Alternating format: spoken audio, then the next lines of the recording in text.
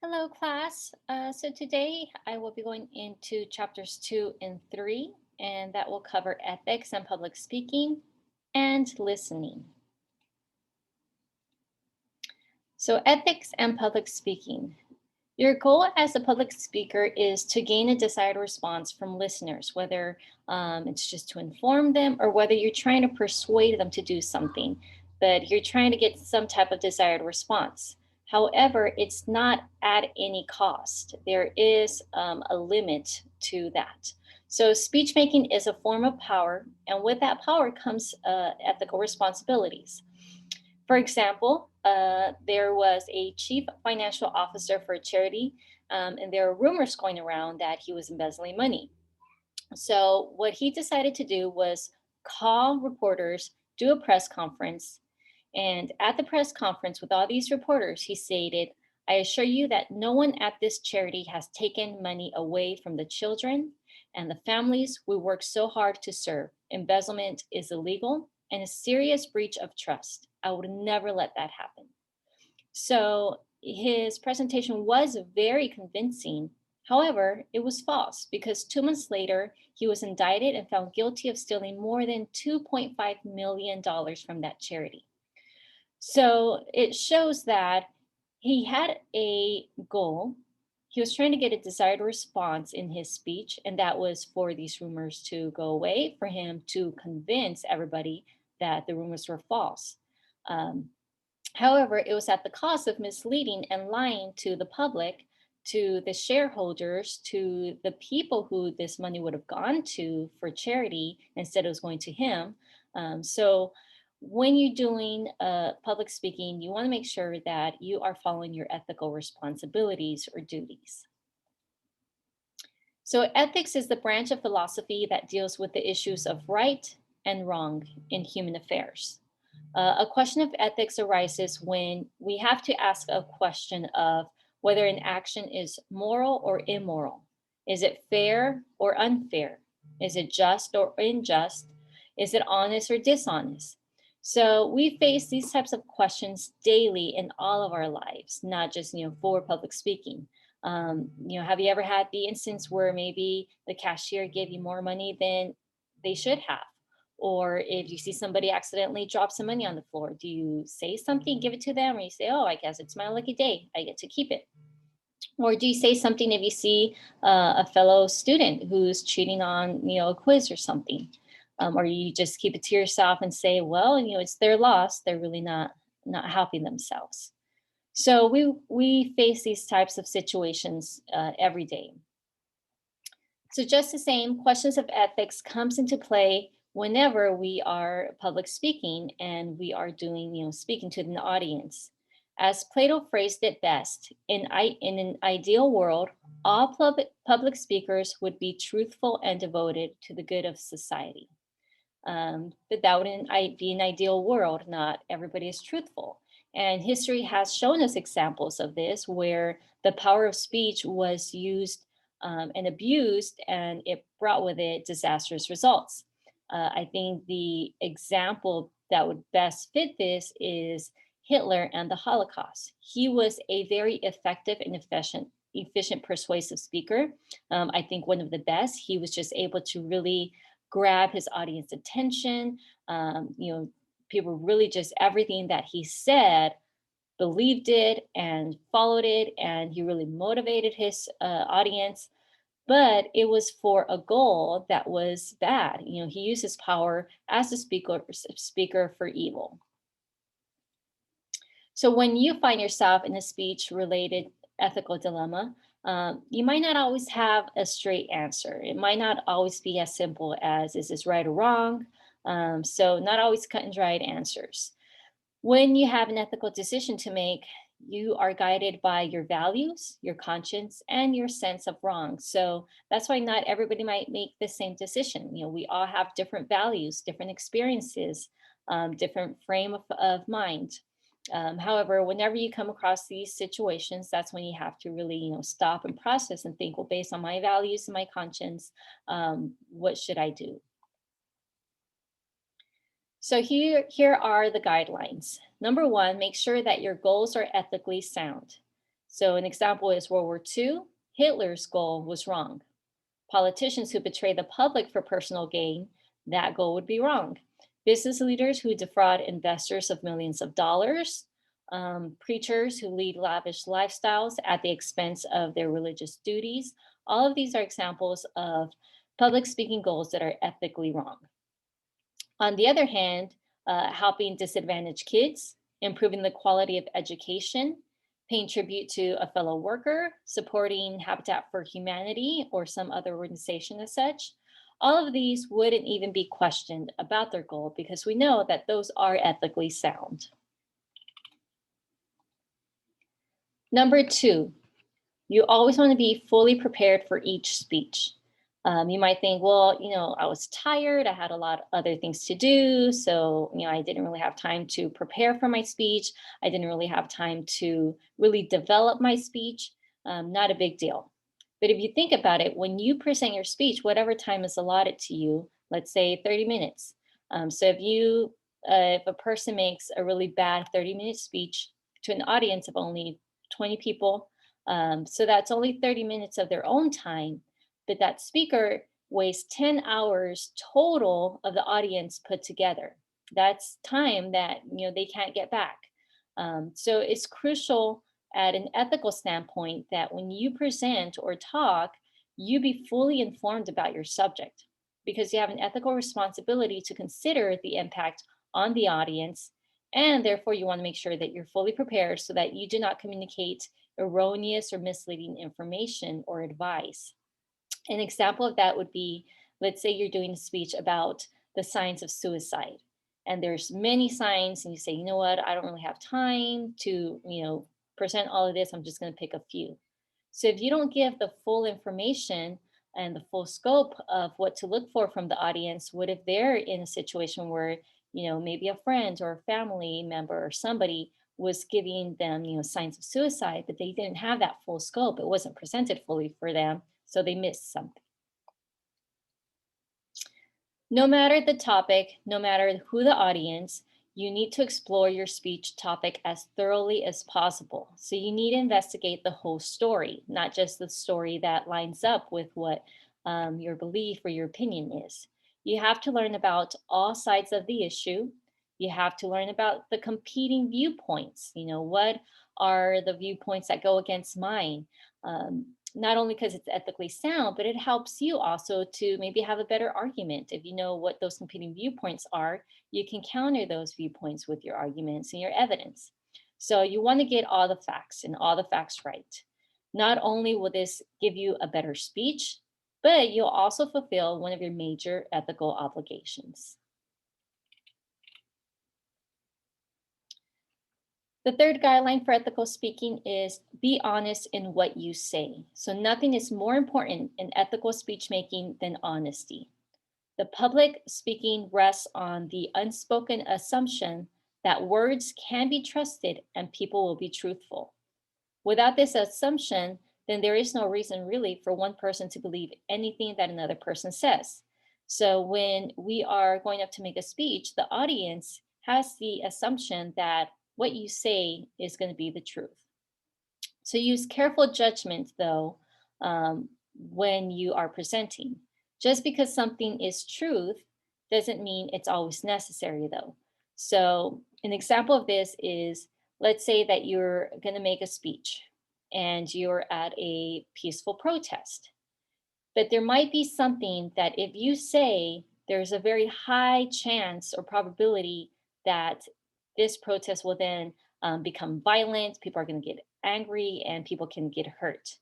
So you really want to think about what you say, how you say it, um, and how it's going to impact the actions of your audience.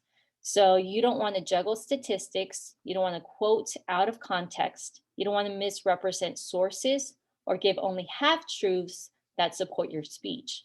You want to make sure that you're giving all of the information, that the information is necessary and relevant, and think about how your speech or what you say can impact other people.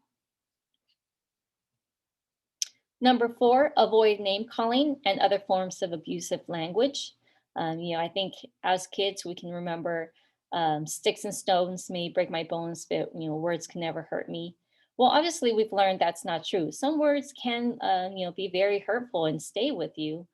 So really think about words can leave psychological scars. So no name calling. Name calling is the use of language to defame, demean, or degrade individuals or groups.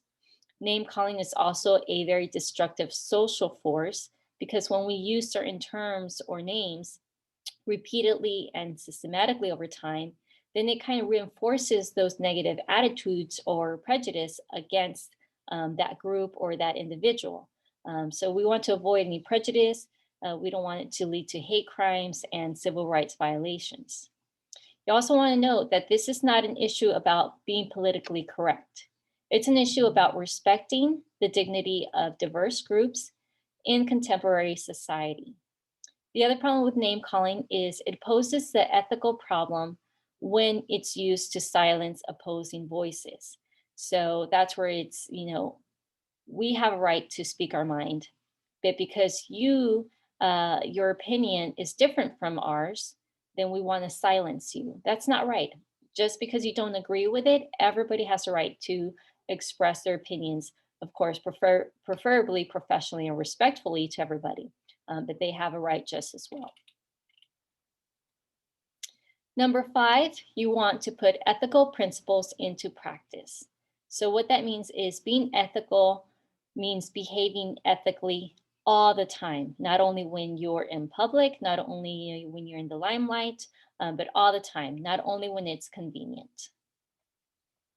So in your book, you'll see that there's actually, for this chapter, a checklist for ethical public speaking, something that you want to look over before you present or as you're preparing your speech to see, am I meeting all my duties, my ethical responsibilities as a public speaker?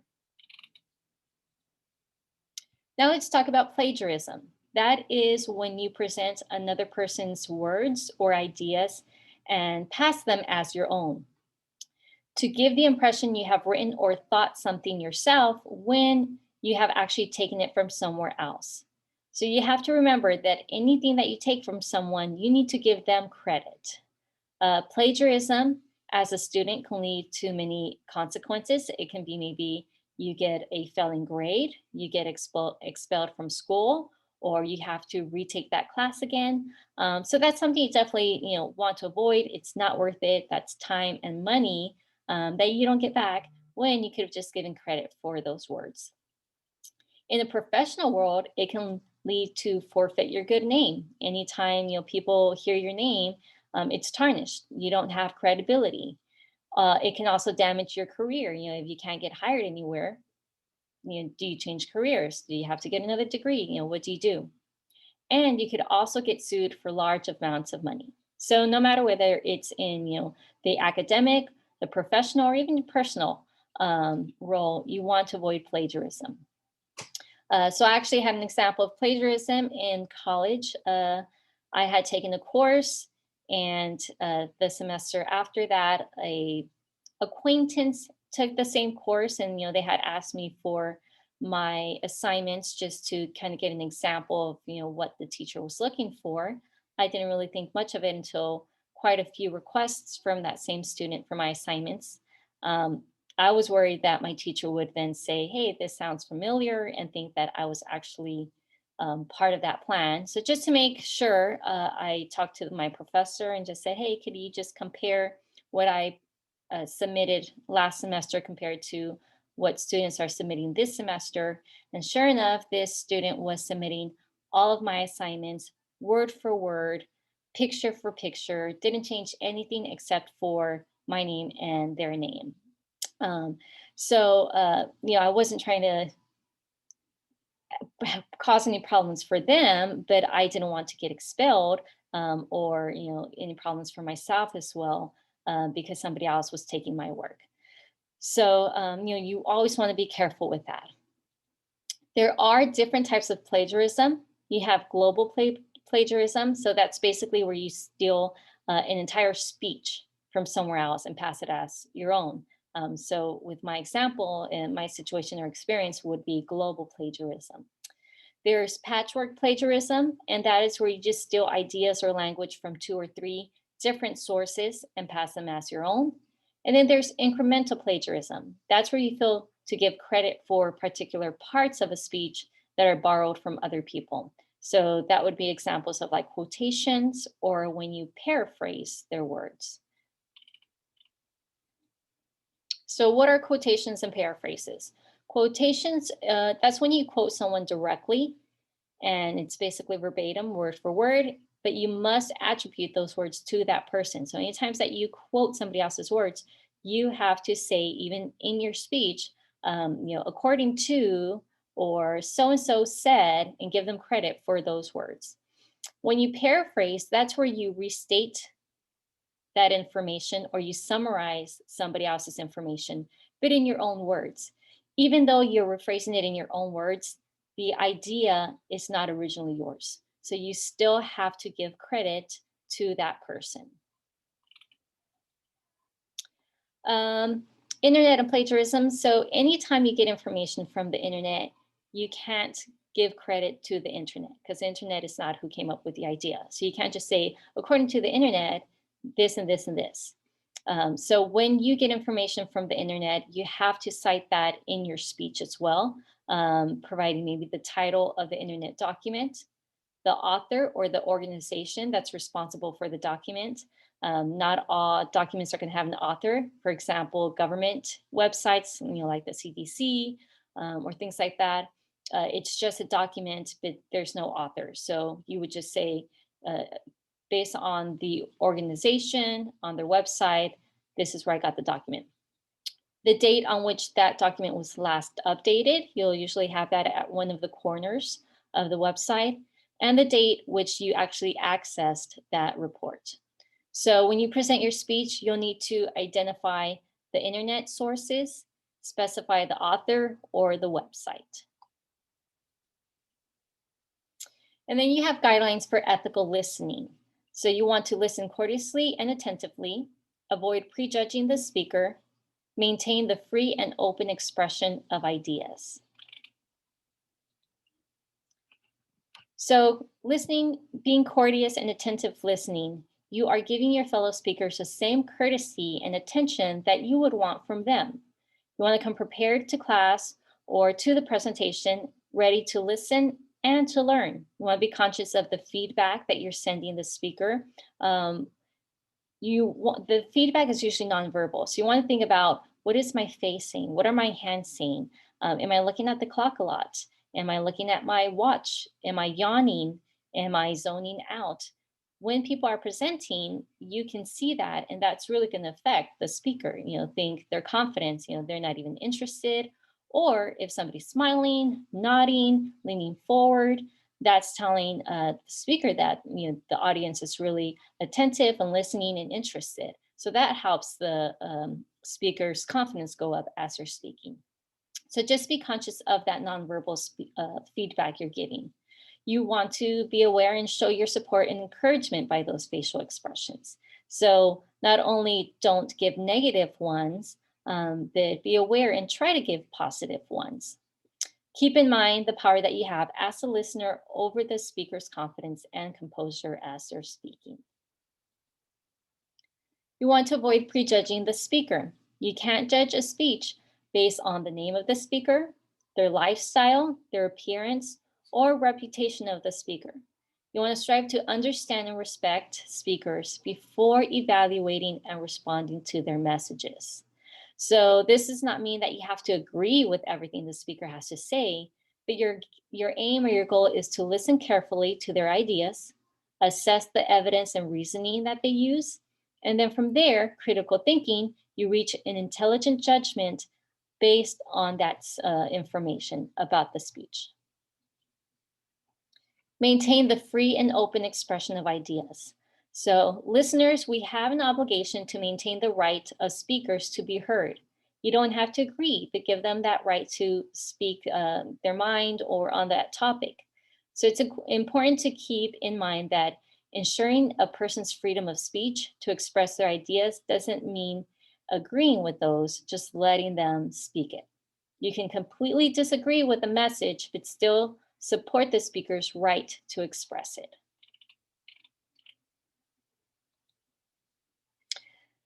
So that was chapter 2 on ethics and public speaking. Now we're going to talk about chapter 3, listening.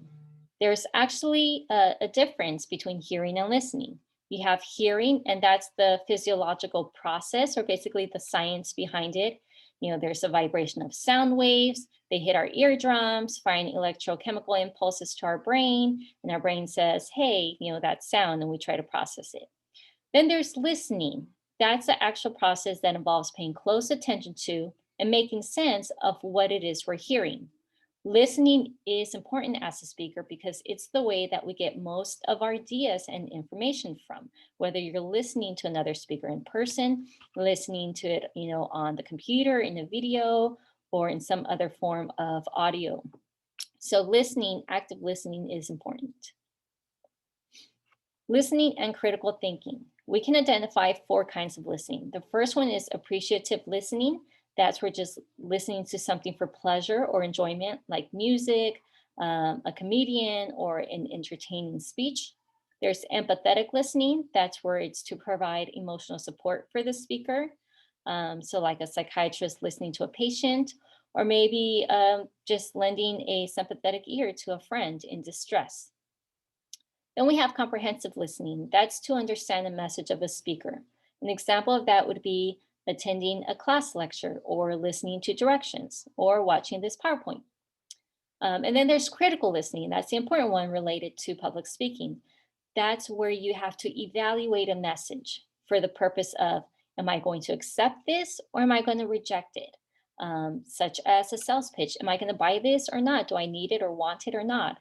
Or a campaign speech. Do I line up with, this politician's values or with what they're proposing to do with the city or the town? Now let's talk about what are the 4 major causes of poor listening.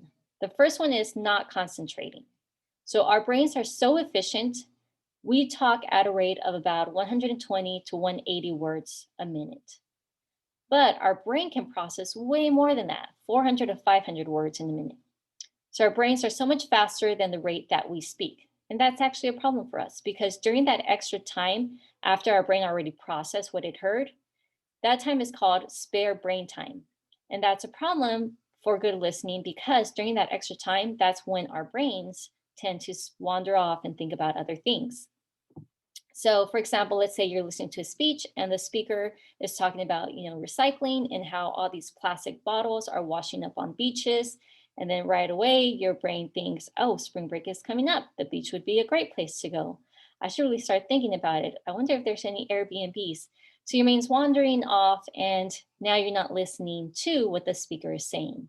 So it's good to be aware of it. You can't control it all the time. It's just natural for our brains to do that. But if you're aware about the problem and know what it is and why it happens, then it helps you to try to zone back into the speech and the message. The other cause of poor listening is the complete opposite of that. That's when you're trying to listen too hard to the message. When you're taking notes and you're trying to remember all the names, all the dates, all the places, and everything that the speaker is saying. Because we're focusing on all the little details, we're not getting all of the most important information. So we miss the speaker's main points because we're focusing on too much information that might not even be that relevant. And because of that, we miss the important information. The third reason for poor listening is jumping to conclusions. We tend to do this when we are sure we know what a person means. We do not actually listen to what they say. So we prematurely reject the speaker's ideas as boring or misguided. But you want to remember that nearly every speech has something to offer you, whether it be information, it might be a different point of view or another technique, that we would be cheating ourselves if we prejudge and choose not to listen, if we close ourselves off and zone out for the rest of that speech. Fourth reason is focusing on delivery and personal appearance. Sometimes we judge people by the way they look or speak and don't listen to what they say.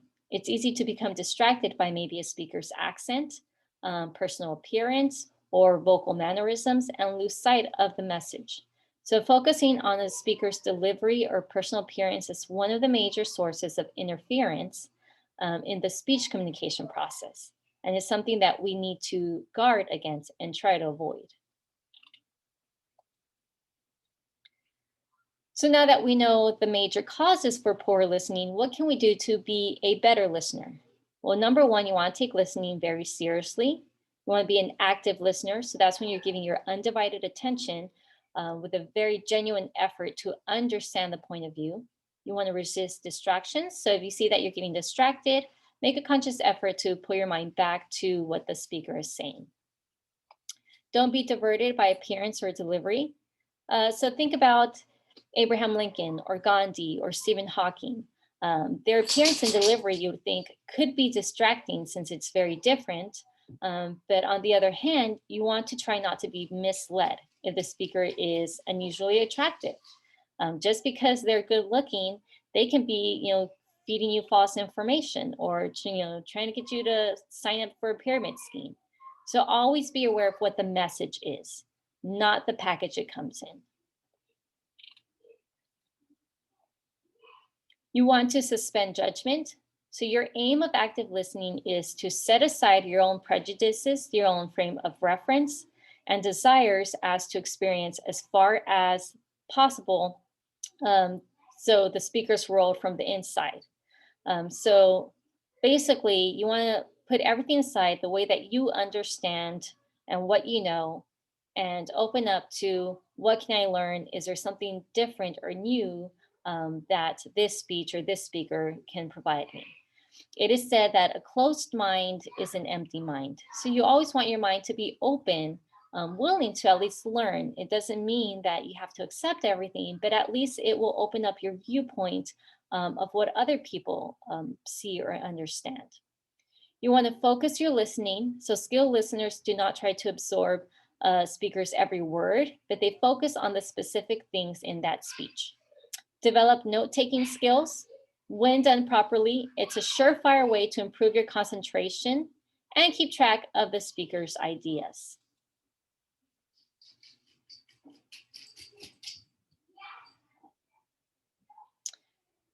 Focus your listening in depth.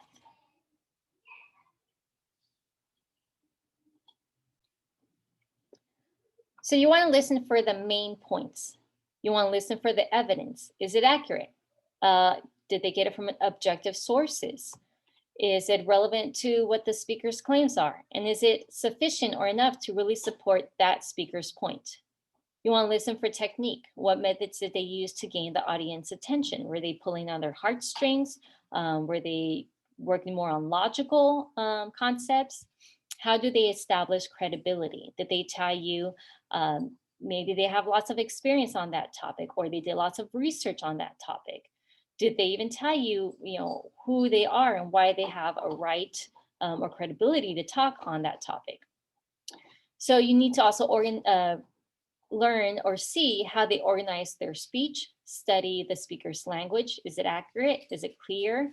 Vivid and easy? Was it easy to follow?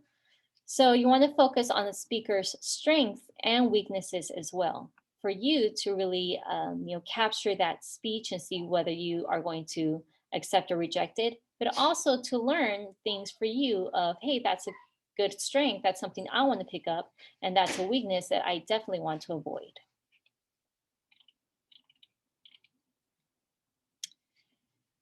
And a good idea to do is develop note-taking skills. Whenever you are listening to a speech, you want to avoid writing everything that the speaker says, because then you'll just have way too much information, not really know what to do with all that. You do not want to try and wait for them to only say things that grab your attention, because then you'll be left with nothing much. You want to write down the main points and the evidence that they're using to support those main points. So a good type of outline when you are listening to a speech and you're trying to take notes is doing a keyword outline.